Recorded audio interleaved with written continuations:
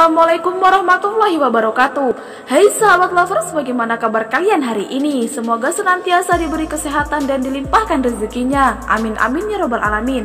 Sebelumnya admin ucapkan terima kasih pada sahabat lovers karena selalu mengikuti perkembangan Subang.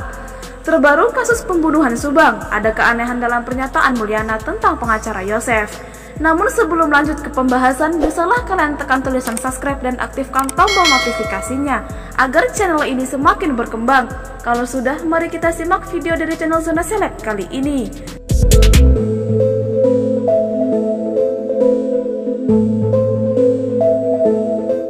Kasus pembunuhan ibu dan anak di Subang telah memasuki bulan keempat. Lama tidak ada kabar, adik Yosef Mulyana ungkap alasan Yosef buru-buru sewa pengacara. Analisis terbaru warganet pun mencuat. Dalam sebuah wawancara di YouTube Mulyana, ungkap alasan Yosef buru-buru sewa pengacara. Namun ada keanehan dengan pernyataan Mulyana ini. Ternyata pada awal kasus pembunuhan Subang, adik Yosef yang merupakan saksi utama, yakni Mulyana, sempat curiga pelakunya adalah antara Yosef Mimin Mintarsi dan Yoris.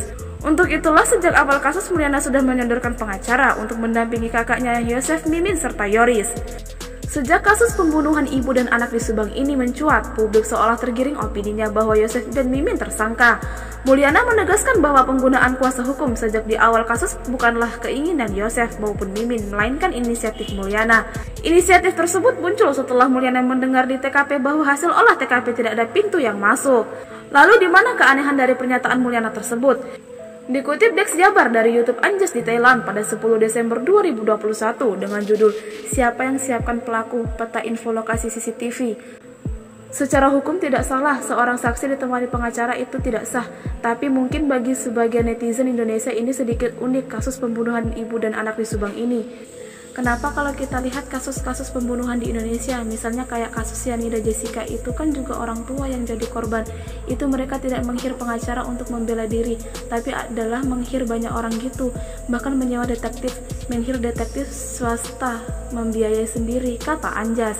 Anjas pun menjelaskan yang menjadi aneh di kasus pembunuhan ibu dan anak di Subang ini adalah Mulyana mengatakan memang dia mengakui awalnya agak sedikit curiga dengan Pak Yosef, tapi yang namanya keluarga harus dilindungi. Mungkin seperti itu pendapat dari netizen Indonesia.